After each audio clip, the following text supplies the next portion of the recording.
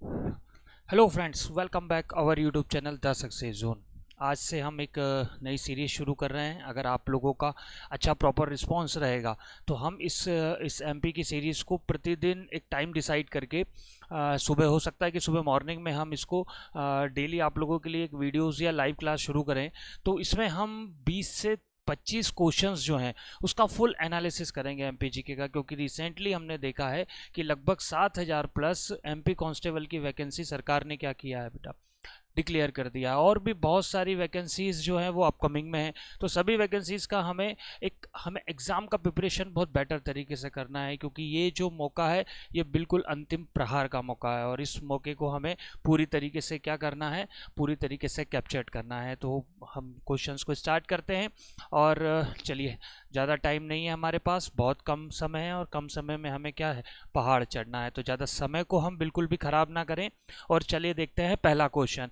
पहला क्वेश्चन क्या बोल रहा है आपकी स्क्रीन पर जो है, 2011 की जनगणना के अनुसार सबसे साक्षर जिला कौन सा है। सबसे देखिए, इसमें ऐसा करना है कि जो ये वीडियो बिल्कुल नए स्टूडेंट्स देख रहे हैं उनके लिए तो ठीक है, लेकिन जो एमपीजीके को पहले कभी पढ़ चुके हैं या कहीं से पढ़ रहे हैं या उनको थोड़ा भी बहुत नॉलेज है, जो इस वीडियो को अपने प्रैक्टिस के लिए देख रहे हैं, तो वो इस हर क्वेश्चन के आंसर को देखें और उसके बाद क्या करें, वीडियो को पॉज करें। वीडियो को पॉज करने के बाद फिर देखें कि वो जो जिला हम पढ़ रहे हैं या वो जो चीज़ हम पढ़ रहे हैं, ठीक है, वो चीज़ उससे रिलेटेड और कौन सी है। जैसे मैं आपको एक एग्जाम्पल के थ्रू अभी बता देता हूँ। जैसे 2011 की जनगणना के अनुसार सबसे साक्षर जिला कौन सा है, तो सबसे साक्षर जिले की बात करें तो 2011 की जनगणना के अनुसार सबसे साक्षर जिला हमारा कौन सा है, जबलपुर है।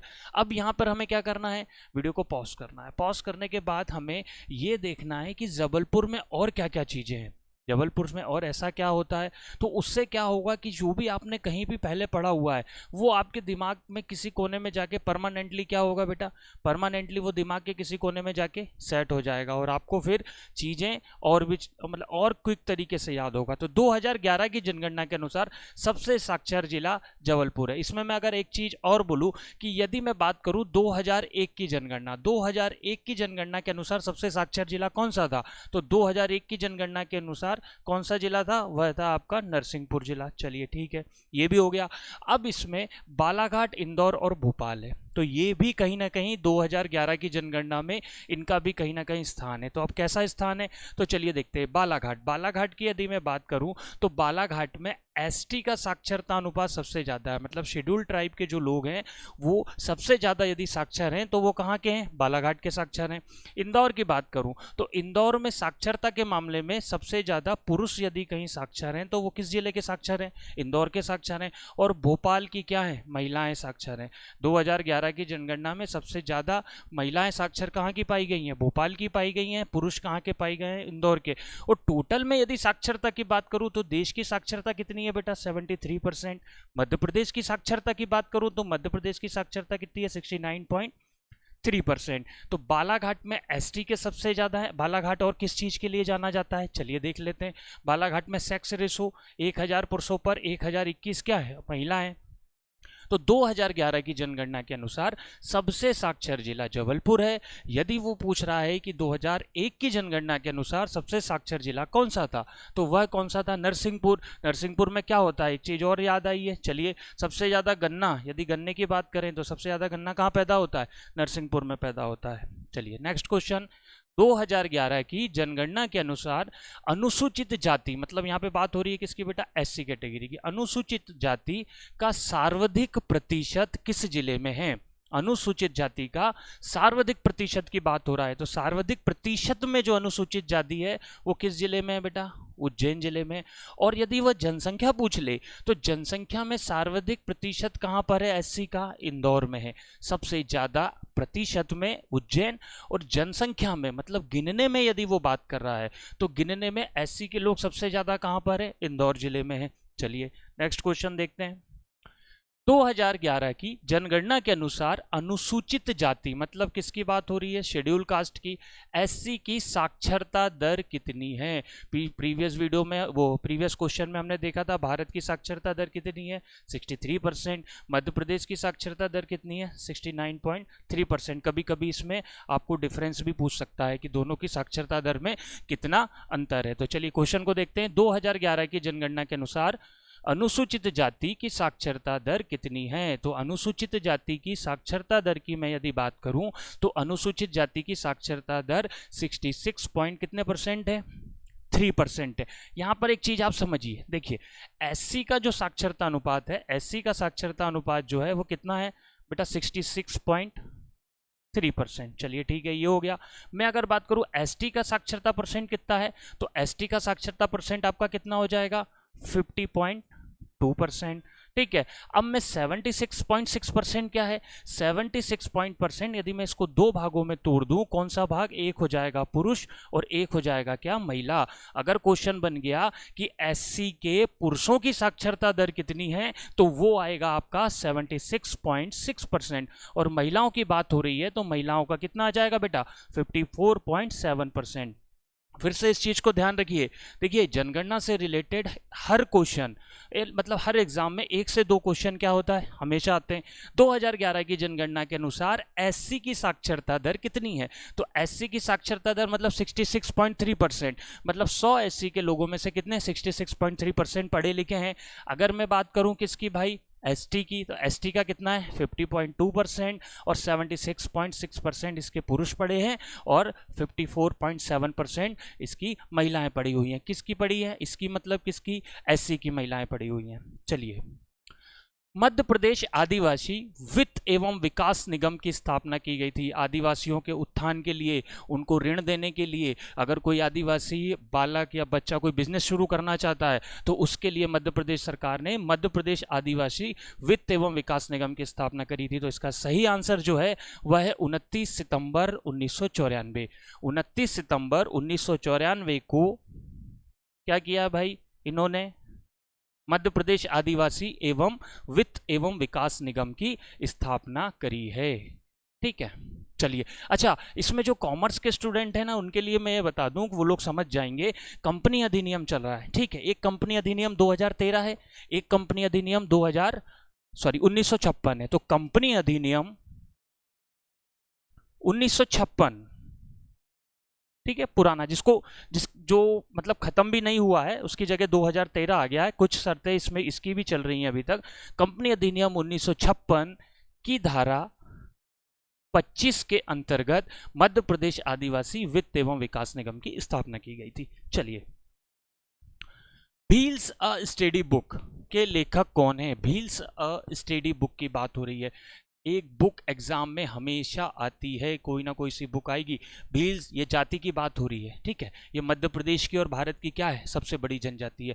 तो इस बुक को किसने लिखा है, तो इसका सही आंसर आएगा टी बी नायक। टी.बी. नायक नाम के व्यक्ति ने व्हील्स अ स्टडी बुक को लिखा है। पंकज श्रीवास्तव की बात करें तो पंकज श्रीवास्तव ने एक बुक लिखी है, जंगल रहे ताकि नर्मदा बहे। इसको भी नोट कर सकते हो आप, नर्मदा नदी के ऊपर ये बुक लिखी है, जंगल रहे ताकि नर्मदा बहे। महेश श्रीवास्तव को जानते हो, इन्होंने अब क्या लिखा है, सुक्का दाता सबका साथी, है ना, जो हमारा मध्य प्रदेश का गान है वह किसने लिखा है, महेश श्रीवास्तव ने लिखा है। चलिए, मध्य प्रदेश में नहल सेरा बांध किस नदी पर बना है। डैम से एक क्वेश्चन भी आ सकता है। मध्य प्रदेश में नहल सेरा बांध बताइए। तो नहल सेरा बांध चंदन, कुलबेरा, वर्धा या पेंच। तो नहल सेरा बांध जो बना है वह चंदन पर बना है, और चंदन जो है वह किसकी सहायक नदी है बेटा, चंदन जो है वह बेनगंगा की सहायक नदी है। और बेनगंगा किस दिशा में बहती है मध्य प्रदेश में, तो बेनगंगा जो बहती है वह कहाँ बहती है, दक्षिण में बहती है। और किस जिले से निकलती है ये मध्य प्रदेश के सिवनी जिले से निकलती है। कहाँ से, सिवनी से निकलती है। और ये किस नदी तंत्र का हिस्सा है, यदि मैं बात करूं मध्य प्रदेश के ड्रेनेज सिस्टम की, तो मध्य प्रदेश का ड्रेनेज सिस्टम कितने भागों में बटा है? 6 भागों में बटा है। तो 6 भागों में से एक ड्रेनेज सिस्टम है हमारा कौन सा? गोदावरी। ठीक है, तो गोदावरी ड्रेनेज सिस्टम की ये एक नदी है जो आगे जाके कहाँ हो जाती है बेटा? गोदावरी में मिल जाती है। और चंदन इसकी क्या है? सहायक नदी है। ठीक है, कुलबेहरा की बात करें तो कुलबेहरा नदी जो मूलतः बहती है वह कहाँ बहती है बेटा? छिंदवाड़ा में। इसको ध्यान रखना, इसको छिंदवाड़ा की क्या बोला जाता है? जीवन रेखा भी बोला जाता है। ठीक है, चलिए फिर वर्धा की बात करते हैं। वर्धा नदी जो है वो ताप्ती के साथ बहती है। कहां पर भाई? बैतूल के मुल्ताई से। ताप्ती नदी तो इस साइड आ जाती है और ये किस साइड चल जाती है? वर्धा नदी आपकी दक्षिण साइड चली जाती है। पेंच की बात करें, पेंच राष्ट्रीय उद्यान है। ठीक है, ये भी किस नदी पर है भाई? पेंच नदी पर है। और पेंच नदी कहाँ से निकलती है? पेंच नदी निकलती है बेटा कहाँ से? छिंदवाड़ा से। ध्यान रखिएगा, बेनगंगा निकलती है सिवनी जिले से, पेंच नदी निकलती है कहाँ से? छिंदवाड़ा से। और जो पेंच नदी है वो मध्य प्रदेश और महाराष्ट्र, ध्यान रखिएगा, जैसे चंबल नदी मध्य प्रदेश और राजस्थान, ठीक है, की सीमा का निर्धारण करती है, ठीक उसी तरीके से पेंच नदी जो है वह मध्य प्रदेश और किसका? महाराष्ट्र की सीमा का निर्धारण करती है। क्योंकि ये ऐसी बह रही है ना भाई, दक्षिण साइड बह रही है, तो दक्षिण साइड बह रही है तो महाराष्ट्र और मध्य प्रदेश की सीमा का निर्धारण करेगी। चलिए, चरण गंगा नदी मध्य प्रदेश के किस राष्ट्रीय उद्यान से बहती है? कई सारी नदियां कई राष्ट्रीय उद्यान से बहती है, उसमें से उसने पूछ लिया है कि चरण गंगा नदी मध्य प्रदेश के किस राष्ट्रीय उद्यान से बहती है। तो चलिए, कान्हा किसली, बांधवगढ़, पेंच और पालपुर कुनो। तो इसका सही आंसर होगा, इसका सही आंसर होगा क्या बेटा? बांधवगढ़ राष्ट्रीय उद्यान। बांधवगढ़ राष्ट्रीय उद्यान की यदि मैं बात करें तो बांधवगढ़ राष्ट्रीय उद्यान सबसे पहले हमें ये जानना जरूरी है कि कहाँ पर है। तो ये है भैया सबसे पहले कहाँ? उमरिया जिले में। दूसरा प्रश्न क्या बन सकता है कि बांधवगढ़ राष्ट्रीय उद्यान बना कब था? तो चलिए ये भी हम बता देते हैं, कब बना था भाई? ये 1968 में बना था। बांधवगढ़ राष्ट्रीय उद्यान में और क्या है? सर्वाधिक बाघ जनघनत्व। ठीक है, घनत्व यदि बाघों का सबसे ज्यादा है तो वह कहां पर है? बांधवगढ़ राष्ट्रीय उद्यान में। लेकिन मैं यदि बाघ की बात करूं कि सबसे ज्यादा बाघ किस राष्ट्रीय उद्यान में है, तो वो कहां पर है भाई? कान्हा किसली में। बांधवगढ़ राष्ट्रीय उद्यान में 2000 साल पुराना एक बांधवगढ़ का क्या है? किला भी बना हुआ है। ठीक है, बहुत सारी चीजें इस बांधवगढ़ राष्ट्रीय उद्यान से रिलेटेड है। उसमें से एक जो है चरण गंगा नदी। चरण गंगा नदी कहां बहती है आपकी? बांधवगढ़ राष्ट्रीय उद्यान में। चलिए, अबुल फजल द्वारा लिखी पुस्तक आईने अकबरी। आईने अकबरी के रचयिता कौन है? अबुल फजल। अबुल फजल द्वारा रचित आईने अकबरी में किस राष्ट्रीय उद्यान का वर्णन मिलता है? हमें किस राष्ट्रीय उद्यान का वर्णन मिल रहा है अबुल फजल द्वारा लिखित आईने अकबरी में? कान्हा किसली, पेंच, बांधवगढ़ या संजय गांधी? तो आईने अकबरी में हमें जो वर्णन मिलता है वह किसका मिलता है? पेंच राष्ट्रीय उद्यान का। और इसके बीच में से कौन सी नदी बहती है बेटा? पेंच नदी बहती है। एक क्वेश्चन ये भी बन सकता है कि पेंच राष्ट्रीय उद्यान का स्थापना कब की गई थी? 1983 में की गई थी। और ये किस नदी पर? पेंच, मध्य प्रदेश और महाराष्ट्र की जो बॉर्डर है, ठीक है, या सीमा रेखा है, उसका निर्धारण करने वाली नदी कौन सी है? इस पेंच राष्ट्रीय उद्यान को एक चीज और है, 2017 2018, ठीक है, 2017-2018 में पर्यटन की श्रेणी में उत्कृष्ट अवार्ड दिया गया था। पर्यटन की श्रेणी में क्या मिला था इसको? 2017-18 का इसको पेंच राष्ट्रीय उद्यान को एक अवार्ड दिया गया था। चलिए, मध्य प्रदेश राज्य मत्स्य विकास निगम, मध्य प्रदेश राज्य मत्स्य विभाग या मत्स्य विकास निगम की स्थापना कब की गई? 1982, 1975, 1979 या 1983? तो यदि इसका सही आंसर देखें तो इसका सही आंसर क्या आएगा? 1979। 1979 में मत्स्य की गई। चलिए, 1982 की यदि मैं बात करूं तो 92 में मध्य प्रदेश कुक्कुट विकास निगम, ठीक है, इस चीज को भी जानना, ये क्वेश्चन भी कई बार एग्जाम आया, मध्य प्रदेश कुक्कुट। चलिए, मध्य प्रदेश कुक्कुट विकास निगम ये हुआ था आपका कब? 1982 में। 1975 में मध्य प्रदेश संचालनालय बना था। ठीक है, ये भी हो गया। फिर 1983 में अभी हमने लिखा पेंच राष्ट्रीय उद्यान। इसमें और भी बहुत सारी चीजें हैं लेकिन जो हमें ध्यान आती जा रही है हम उसको करते जा रहे हैं। तो मध्य प्रदेश राज्य मत्स्य विभाग निगम की स्थापना कब हुई थी? 1979 में। चलिए, 2011 की जनगणना के अनुसार मध्य प्रदेश में खेतीहर मजदूरों का परसेंट कितना है? बात हो रही है किसकी? खेतीहर मजदूरों की। 2011 की जनगणना के हिसाब से जो मजदूर हैं, जो कृषक हैं, उसमें कई कैटेगरी डिवाइड की गई है। ठीक है, एक मध्य प्रदेश की कार्यशील जनसंख्या कितनी है? ठीक है, तो मध्य प्रदेश की कार्यशील जनसंख्या हो गई लगभग 21% के आसपास है। तो उसमें खेतीहर मजदूर कितने हैं उसमें, और अलग तरीके के किसान कितने हैं? तो खेतीहर मजदूरों का जो परसेंट है वो है कितना? 38.6%। 38.6% खेतीहर मजदूर हैं। लेकिन यदि मैं क्वेश्चन में आपसे ये पूछूं कि बताइए मध्य प्रदेश में कृषकों का परसेंट कितना है, मतलब किसान कितने हैं, कृषकों का परसेंट, तो इसका सही आंसर क्या आ जाएगा? 31.2%। टोटल क्या है? कृषक हैं। 20.3 दिख रहा है आपको? ये 20.3 क्या है? ये मध्य प्रदेश की साक्षरता दर है, सॉरी, ये मध्य प्रदेश की जनसंख्या वृद्धि दर है। ठीक है, 20.3%, मतलब 2001 की जनगणना और 2011 की जनगणना में मध्य प्रदेश में जो जनसंख्या है वो 20.3% क्या हुई है? बढ़ गई है। और 46.2% जो दिख रहा है ये क्या है? ये 46.2% 2011 की जो जनगणना थी बेटा, उसमें मतलब ज्यादा परसेंट, कितने परसेंट लोग गांव से शहर की तरफ आए, और ऐसा कौन सा जिला है ना? जरूरी नहीं कि हर जिला हो सकता है। तो ये जो है इसमें रायसेन जिला जो है, इसमें 46.2% जो लोग हैं वो गांव से किस तरफ आए बेटा? शहर की तरफ आए। तो सबसे ज्यादा गांव से शहर की तरफ यदि किसी जिले में लोग आए हैं तो रायसेन जिले में आए हैं। कितना आया? 46.2%। तो 2011 की जनगणना के अनुसार खेतीहर मजदूरों का जो परसेंट है वह कितना है बेटा? 38.6%। चलिए नेक्स्ट क्वेश्चन देखते हैं। ब्रह्म राक्षस, ब्रह्म राक्षस नामक पुस्तक के लेखक कौन है? ब्रह्म राक्षस किसने लिखी है भैया?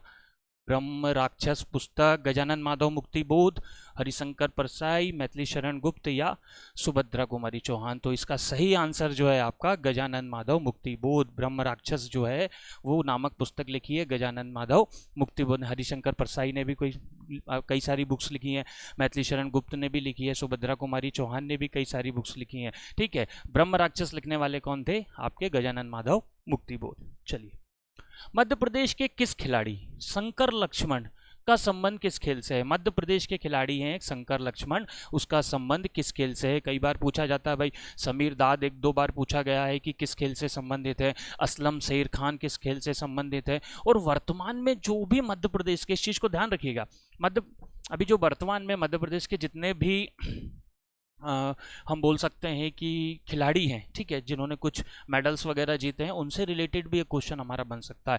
तो शंकर लक्ष्मण जो है वह किस खेल से संबंधित हैं? तो इसका सही आंसर आएगा क्या? हॉकी। हॉकी से संबंधित हैं। हॉकी से जैसे हम बोल दें कि एक आपके समीर दाद, ठीक है, उसके बाद यदि मैं बात करूं तो असलम शेर खां, ये भी कई बार पूछा गया है। ठीक है, असलम शेर खां, रूप सिंह, ठीक है, मेजर ध्यानचंद के जो छोटे भाई थे रूप सिंह। और रूप सिंह स्टेडियम भी मध्य प्रदेश में कहाँ है? ध्यान है आपको? ग्वालियर में, जहां पर सचिन तेंदुलकर ने साउथ अफ्रीका के खिलाफ अपने पहले कौन से रन बनाए थे? 200 रन बनाए थे ग्वालियर में। ठीक, तो मध्य प्रदेश के किस खिलाड़ी शंकर लक्ष्मण का संबंध किस खेल से है भाई? हॉकी से है। चलिए, मध्य प्रदेश में सबसे ज्यादा कौन सी बोली लोगों द्वारा बोली जाती है? कौन सी बोली बोली जा रही है लोगों के द्वारा? मालवी, बघेली, निमाड़ी या बुंदेलखंडी? क्या हो सकता है इसका आंसर? मध्य प्रदेश में सबसे ज्यादा जो बोली बोली जाती है वो बोली जाती है कौन सी? बुंदेलखंडी। मालवी भी 1% में बोली जाती है, निमाड़ क्षेत्र में निमाड़ी बोली जाती है, बघेलखंड क्षेत्र में बघेली बोली जाती है। लेकिन ज्यादातर, लगभग हम अगर कैलकुलेट करें या हम उंगलियों पे गिने तो लगभग ऐसे 20 जिले हैं जहां पर क्या है, जिस जगह पर क्या है, हम बुंदेलखंडी बोली जाती है। लगभग ऐसे कितने जिले हैं मध्य प्रदेश के? 20 जिले हैं जिस जगह पर बुंदेलखंडी बोली जाती है। चलिए, मध्य प्रदेश में अपनी पर्यटन नीति कब घोषित करी? मध्य प्रदेश ने अपनी पर्यटन नीति कब घोषित करी? इसमें एक चीज ध्यान रखिएगा, ऑप्शन में क्या दिया है? 2012, लेकिन यहां पर ये कहीं ये नहीं पूछ रहा है वो कि सबसे पहली पर्यटन नीति कब घोषित करी थी। वो मैं बता देता हूं, सबसे पहली पर्यटन नीति घोषित करी थी कब? 1995 में। लेकिन इन ऑप्शनों में बात करें तो मध्य प्रदेश सरकार ने पर्यटन को बढ़ावा देने के लिए, पर्यटन ज्यादा से ज्यादा टूरिस्ट आए, जिससे क्या हो, मध्य प्रदेश सरकार को ज्यादा से ज्यादा क्या मिलेगा? रेवेन्यू मिलेगा। तो उस रेवेन्यू को करने के लिए 5 जनवरी 2012 को मध्य प्रदेश सरकार ने पर्यटन नीति घोषित करी। उसके बाद 16 सितंबर, इस चीज को भी ध्यान रखिएगा, 16 सितंबर 2016 को भी एक पर्यटन नीति घोषित की गई, और एक जो है 2017 को मध्य प्रदेश सरकार ने जल पर्यटन नीति घोषित करी। इसको भी, ये पर्यटन नीति अलग है और ये कौन सी नीति है भाई? जल पर्यटन नीति। जल पर्यटन नीति की बात करूं तो जल पर्यटन नीति कब घोषित हुई थी? 2017 में। चलिए देखते हैं नेक्स्ट। मध्य प्रदेश में कुएं एवं नलकूपों से कितने प्रतिशत सिंचाई होती है? सिंचाई के अलग अलग माध्यम है। सिंचाई के टोटल माध्यम क्या है भाई? कुछ जगह सिंचाई नहरों से होती है, कुछ जगह कुएं नलकूप यूज किए जाते हैं, कुछ जगहों पर तालाबों से होती है, कुछ अन्य स्रोत भी हैं, गड्ढे, नालियाँ, इनसे भी सिंचाई हो सकती है। तो ये पूछ रहा है कुएं एवं नलकूप से। कुएं एवं नलकूप से 69.4, 70.8, 10.4 या 2.3। तो यदि मैं बात करूं तो सबसे ज़्यादा यदि सिंचाई कहीं से होती है तो 69.4% कहाँ से होती है? कुएं एवं नलकूप से। ज़्यादातर मध्य प्रदेश का जो पश्चिमी भाग है, जो मध्य भाग है, पश्चिमी भाग है, इन भाग में कुएं एवं नलकूप से सिंचाई होती है। 17.8 भी दिख रहा है आपको, तो 17.8 ये जो सिंचाई होती है ये मध्य प्रदेश में सबसे ज्यादा किस सोर्स से होती है? तो ये होती है बेटा नहरों से। यदि बात करें 2.3% यदि सिंचाई कहीं से हो रही है तो वो कहां से हो रही है? तालाबों से हो रही है। और तालाबों से सबसे ज्यादा सिंचाई कहां होती है? इसमें एक चीज और मैं बताऊंगा, सबसे ज्यादा सिंचाई कहां होती है? बालाघाट में। यदि मैं आपसे क्वेश्चन करूं कि सबसे ज़्यादा तालाब मध्य प्रदेश में कहाँ है, तो सबसे ज़्यादा तालाब की यदि बात करेंगे या सबसे ज़्यादा किस जिले में तालाब है, तो ज़्यादातर क्वेश्चंस क्या हो सकता है? गलत हो सकता है कि भोपाल हो, है ना। लेकिन यदि तालाबों की बात करें तो सबसे ज़्यादा तालाब मध्य प्रदेश के टीकमगढ़ जिले में। किस जिले में? ठीक है। और शहर की बात करें तो सबसे ज़्यादा तालाब जो हैं वो किस शहर में है बेटा? वो है भोपाल में। और जिला कौन सा है? टीकमगढ़। चलिए, तो 70.8% जो हुआ वो क्या हुआ? नहरों से हुआ। 69.5% क्या हुआ? कुएं एवं नलकूपों से हुआ। 2.3% तालाबों से, और 10.4 अन्य स्रोत, गड्ढे, नालियां या इनके अलावा और भी जो सोर्स हो सकते हैं सिंचाई के। और सिंचाई की यदि मैं बात करूं तो मध्य प्रदेश का ग्वालियर जिला जो है वो क्या है? सबसे ज्यादा सिंचित जिला है। मध्य प्रदेश का सबसे सिंचित जिला कौन सा होगा? ग्वालियर होगा। चलिए, गांगुलपारा बांध किस नदी पर बनाया गया है? गांगुलपारा बांध की बात हो रही है। गांगुलपारा बांध किस नदी पर बनाया गया है? चंबल, बेनगंगा, ताप्ती या पेंच? गांगुलपारा जलप्रपात, लगाइए दिमाग, क्या हो सकता है इसका? गांगुलपारा जलप्रपात, चंबल, बेनगंगा, ताप्ती। गांगुलपारा जलप्रपात किस नदी पर बनाया गया है? तो गांगुलपारा जलप्रपात जो है बेटा वो बना है किस पे? बेनगंगा नदी पे। और बेनगंगा, और ये किस तरफ, किस दिशा में बहती है? दक्षिण की ओर बहने वाली नदी है। और किस ड्रेनेज सिस्टम का हिस्सा है ये बेटा? गोदावरी ड्रेनेज सिस्टम का हिस्सा है। और ये मध्य प्रदेश के कहाँ से निकलती है भाई? ये मध्य प्रदेश के सिवनी से निकलती है। कहाँ से निकलती है? मध्य प्रदेश के सिवनी से। चलिए ठीक है, गांगुलपारा जलप्रपात किस नदी पर है? बेनगंगा पर। NBPCL, Narmada basin project corporation limited, ठीक है। नर्मदा नदी मध्य प्रदेश की सबसे बड़ी नदी है, तो कई योजनाएं नर्मदा पर चलती हैं, कई सारी चीज़ें नर्मदा पे होती है, कुछ बांध है, डैम है, सिंचाई परियोजना चल रही है, ठीक है, कई सारी चीज़ें। तो उसका हम क्या यूज़ कर सकें, नर्मदा नदी का हम कैसे जनहित में यूज़ कर सके, इसलिए Narmada basin project corporation limited का गठन कब किया गया था? तो 27 अक्टूबर 2011, 27 नवंबर 2011, 27 दिसंबर 2011, 27 जनवरी 2011। तो इसका सही आंसर जो है वो आपका होगा NBPCL 27 अक्टूबर 2011। 27 अक्टूबर 2011 को NBPCL। कभी कभी क्या होगा एग्जाम में, हो सकता है नर्मदा बेसिन प्रोजेक्ट इतना बड़ा नाम नहीं लिखे, सीधा क्या लिख देगा? NBPCL का गठन कब हुआ? बताइए साहब। 2011 में हुआ था, 27 अक्टूबर को। चलिए, नर्मदा मालवा गंभीर लिंक परियोजना की शुरुआत कब की गई? नदी जोड़ो, कई नदियों को जोड़ा जा रहा है यहाँ पर, किन नदियों को? नर्मदा मालवा गंभीर लिंक परियोजना है। और इससे ज़्यादा, सबसे ज़्यादा प्रभावित यदि कोई जिला है, प्रभावित मतलब जिसको ज़्यादा बेनिफिट मिलेगा, वो कौन सा जिला है? इंदौर जिला। यदि नर्मदा मालवा गंभीर लिंक परियोजना से इंदौर जिले को बहुत फायदा मिल रहा है। और इस परियोजना की शुरुआत किस डेट को की गई थी? तो इसकी की गई थी आपकी 17 जनवरी 2014, 17 फरवरी, 17 जून, 17 जुलाई। तो इसकी स्थापना हुई थी 17 जनवरी 2014 से। 17 जनवरी 2014 को नर्मदा मालवा गंभीर लिंक परियोजना मध्य प्रदेश को समर्पित कर दी गई थी। चलिए, कवि बाण भट्ट की तपोस्थली कहाँ है, क्वेश्चन बन रहा है। कवि बाण भट्ट की तपोस्थली बताइए, उज्जैन, शहडोल, खरगोन या सीधी। तो कवि बाण भट्ट की जो तपोस्थली है वह कहाँ पर है, सीधी है। देखिए कौन सा आश्रम कहाँ है, ये क्वेश्चन भी आने के चांसेस बहुत ज़्यादा है। किसकी तपोस्थली कहाँ पर है, ये क्वेश्चन भी आ सकता है ना। और जिस कई सारे क्वेश्चन से रिलेटेड जो है, ठीक, बहुत सारी आश्रम से रिलेटेड जो क्वेश्चंस हैं वो बिल्कुल एक बार देख लीजिएगा और बिल्कुल देख के जाइएगा। कवि बाण भट्ट की तपोस्थली कहाँ पर हो गई भाई, शहडोल हो गई।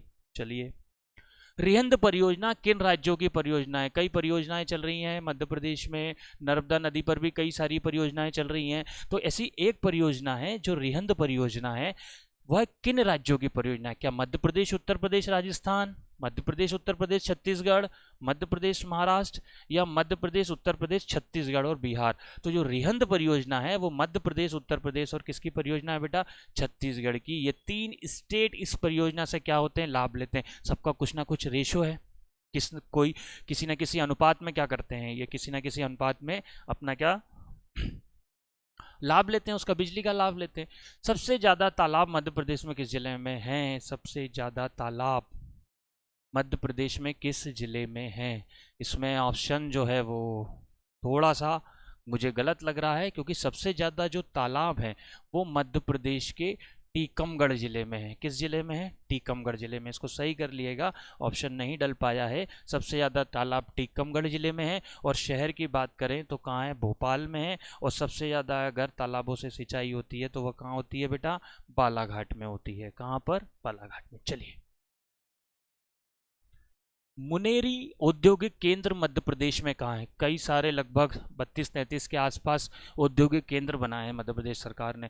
तो उसमें से एक जो है मुनेरी औद्योगिक केंद्र मध्य प्रदेश में कहाँ है? बालाघाट, भोपाल, सिंगरौली या टीकमगढ़।